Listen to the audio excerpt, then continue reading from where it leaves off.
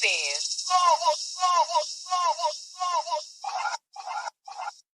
Let's talk about raises. You know, that little bump in pay most companies hand out every year to keep their employees motivated, or at the very least, less likely to burn the motherfucker down. It's a simple concept. Work hard and get rewarded slightly. For reasons nobody can quite figure out, or maybe they're just scared to ask, Southside has not given its employees their annual raise. And today, Lex, our hard-working, well, semi-hard-working hero is with the shit as he realizes that he has not gotten his raise. The more he dwells on it, the angrier he fucking gets. Let's tune in and see how this shit plays out. As I drove to work, something nagged at me. Weren't we supposed to get raises? It had been mentioned months ago, talked about like it was a done deal. And yet, nothing. No announcements, no emails, and definitely no extra digits on my paycheck. The more I thought about it, the more it bugged me. Management hadn't even addressed it. Not a peep. Classic Southside freight move. Promise something, then hope everyone forgets. By the time I got to the parking lot, I decided to ask around. Maybe it was just me, or maybe everyone else was thinking the same thing, but didn't want to say it out loud. I headed into the break room and spotted Mari and Kendall near the vending machine. Mari stood out as usual, rocking his signature gray shirt instead of the standard uniform.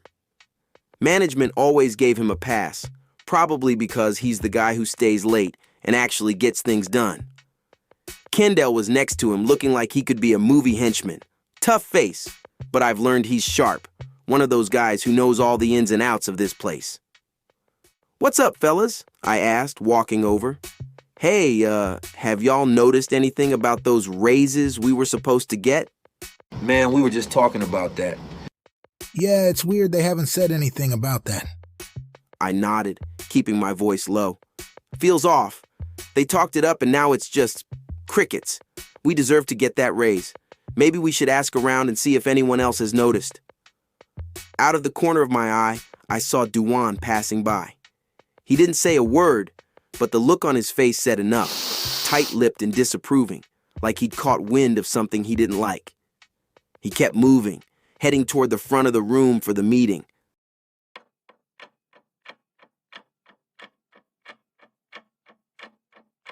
The janitor tells me that we have a serial shitter on our hands. This person keeps shitting in different bathrooms and not flushing it. Who walks around with their ass like You that? like to play games, I see. Well, lucky for me, I'm great at games. Nigga, don't nobody got a Nintendo. Let's play one now. He started to move around the room like an investigator for the FBI. I'm not gonna lie. It was kinda intimidating. Eeny, We don't have time for this. meeny, Big shoe ass nigga. miny, Hurry up, I got to shit. mo. Keon screams, which is weird because he's nowhere near Dewan. So I have no idea why he's screaming. I got an extra PTO day and bragging rights to anyone who finds them. He gestured to Kiana to take the floor. Now let me explain something about Kiana. She's one of the office red shirts, a Swiss Army knife in human form. She does a little bit of everything, and honestly, she's good at it. But don't piss her off. Trust me, you don't want that smoke. Last year, she gave a guy a uniform 2 sizes too small after he mouthed off to her, I can't fucking and she made him breathe in wear it this for a shirt. year. Dude looked like a can of biscuits about to pop. Ever since then, no one questions her authority. Kiana stepped up, straightened her clipboard, and looked around the room as she was about to deliver some news. All right, y'all, Terminal Wars is coming up. As you know, we won last year. But due to some of those employees doing stupid things they know they shouldn't have been doing, they no longer work here. That got a few chuckles, but the message was clear. Anyway, we need a team of 6 to compete this year to keep the crown. So if you got what it takes, sign up ASAP. Let me know because I need to make y'all shirts. That's all from me. She stepped back, and Dewan stepped back up. Any questions? I glanced at the guys, debating if I should say something about the raise. But then I saw Dewan's face, stone cold, like he was one dumb question away from throwing a stapler. I decided against it. Dewan scanned the room one last time before nodding. All right, I don't got nothing else for y'all. Lex, I need to see you in my office, ASAP. And folks, remember, it's always a great day at Southside Freight.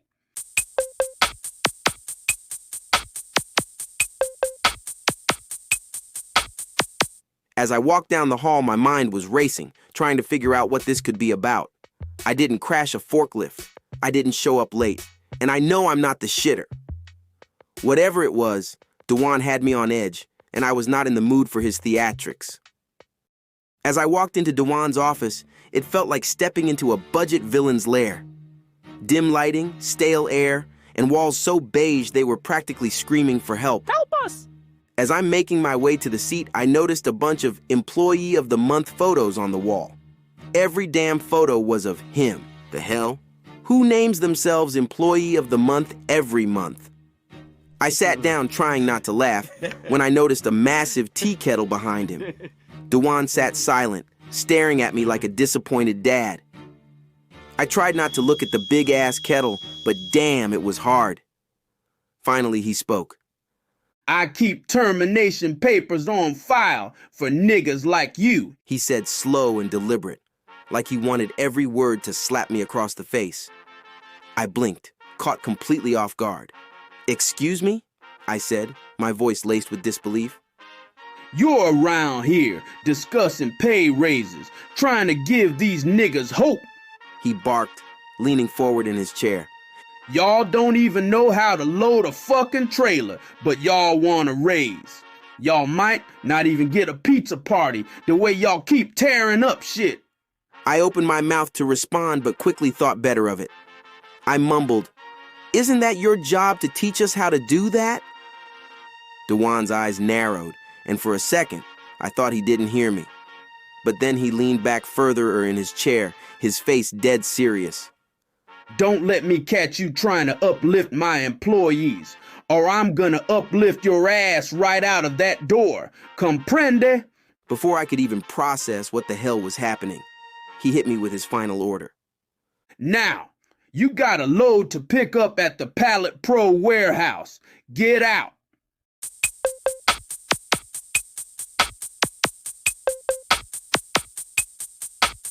Walking into the Pallet Pro warehouse, I was already halfway checked out, mentally prepping to count my freight and get this day over with. But as I headed toward my door, I saw Bruh in the middle of a heated argument with two guys wearing uniforms from another terminal. At first, I thought it was the usual Bruh drama. He's always into something. But as I got closer and caught sight of those uniforms, my gut told me this was worse than usual. Those weren't just random employees. They were from Echelon Freight, our biggest rivals. Great. Bruh spotted me and immediately lit up. Let's see y'all talk that shit now that I got some backup. I thought to myself, what the fuck he got going on as I walked over, already regretting it. What's going on? I asked, trying to sound more interested than I was. Bruh turned to me, his face a mix of fury and pride. These two lames are over her, running their mouths and saying they're going to take our belt this year at Terminal Wars, talking like we don't deserve it or something. So I told them to go fuck themselves. That's Bruh for you. 5'4", all fire and fists. Honestly, I don't even know how old he is. One day he looks like he's 24, fresh out of college. Then next, he looks like someone's uncle at a barbecue who's about to ask if you know how to work the grill. Used to gangbang too, though I've never asked for details. Not that I've ever been in a gang myself, but now that I think about it, Southside Freight is like a gang. We've got territory, rivalries, and plenty of internal beef. Bruh, I said, rubbing my temples, let's just get our loads and get out of here. Fighting with guys from Echelon Freight isn't worth our jobs. One of the Echelon guys smirked and chimed in. Yeah, at least y'all have enough sense to walk away from an obvious L. I turned to him, deadpan. Dude, you work at an all-male terminal.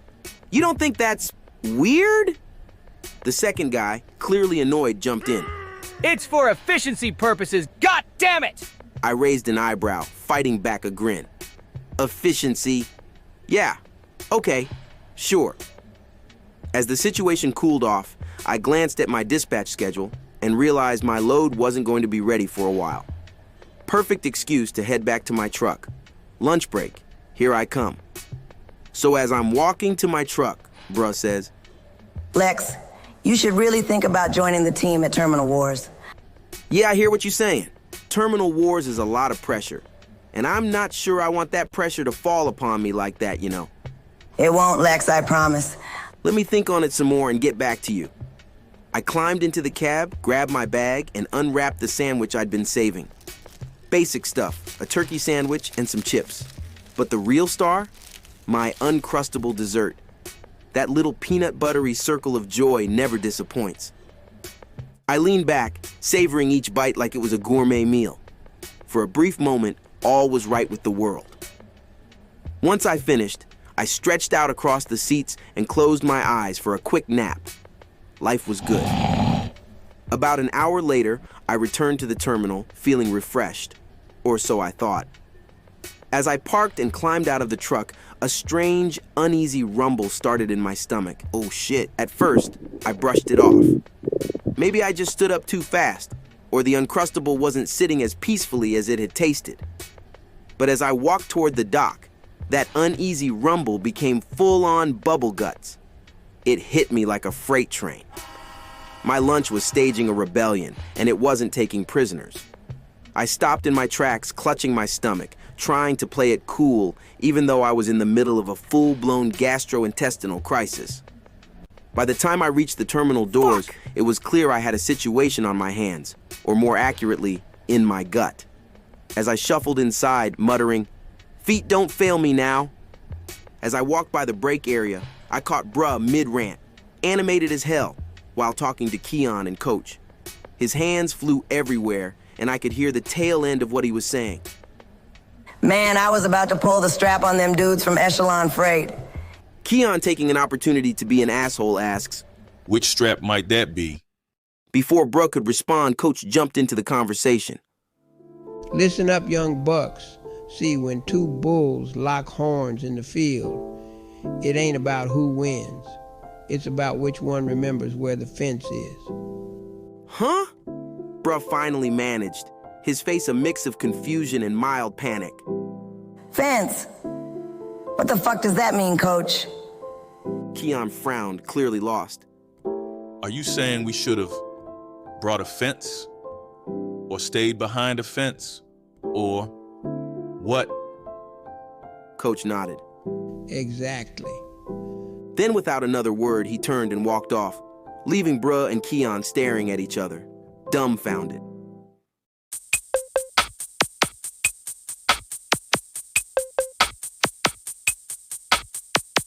Ah, the bathroom. For most employees, it's more than just a place to handle business.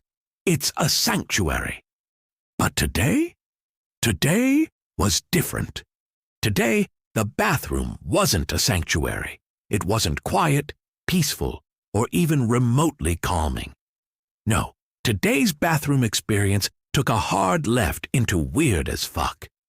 As Lex settled into his usual stall, ready to enjoy a brief reprieve from the world, something shifted. The door opened up and the energy changed. I dropped off my paperwork at the desk, and as soon as it was out of my hands, I bolted for the bathroom. My stomach wasn't playing games. It was a full-blown emergency. I barely made it into the stall and sat down, finally getting some relief. I pulled out my phone, figuring I'd scroll through social media to pass the time. Then the bathroom door creaked open, and everything changed. The air got colder, heavier, and straight up musty. Something felt off.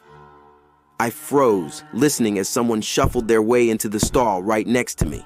Out of all the open stalls, they picked the one closest to me. Of course.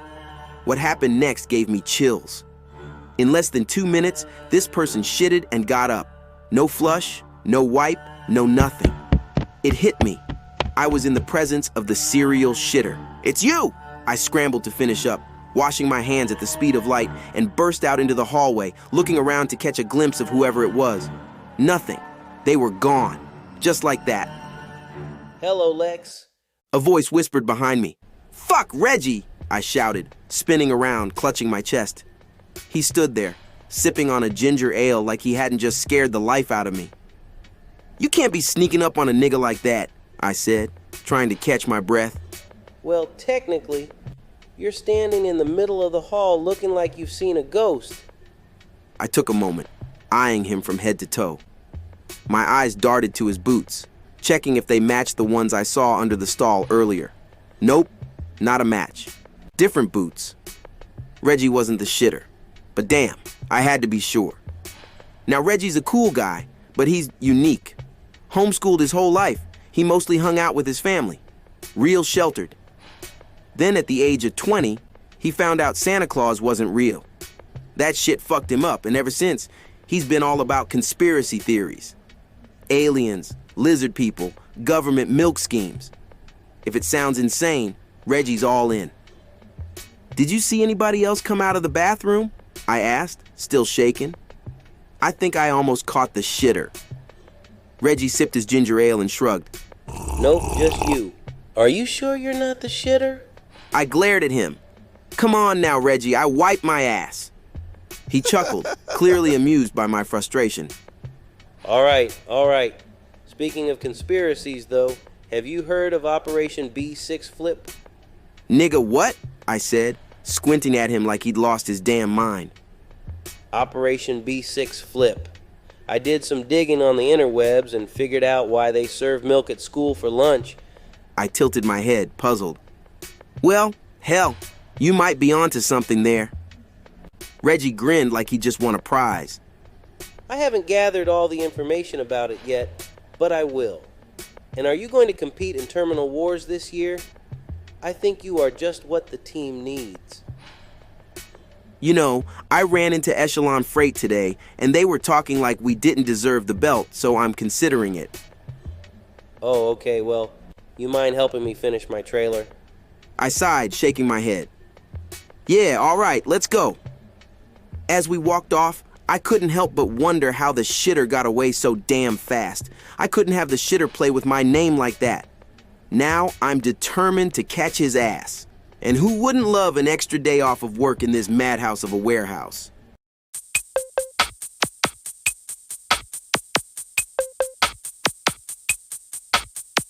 Finally, it's the end of the shift.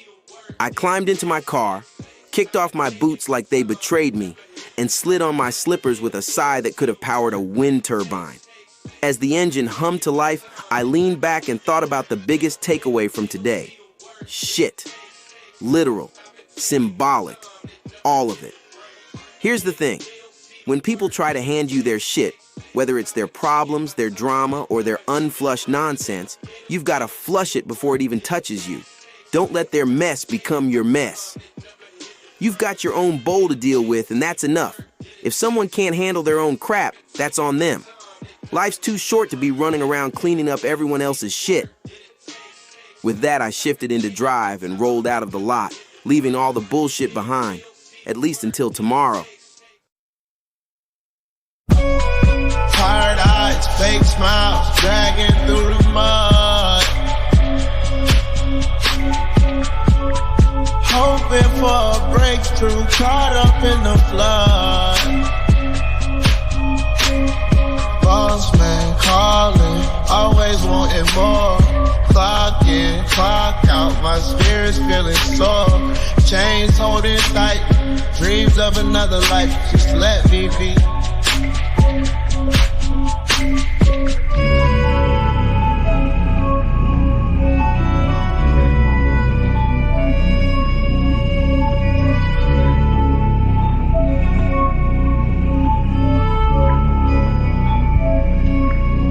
I be feeling like fuck this job, fuck this job, fuck this job, fuck this job.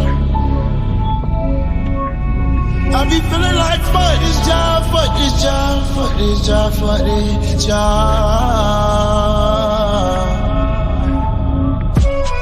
Late nights, early mornings, no end in sight.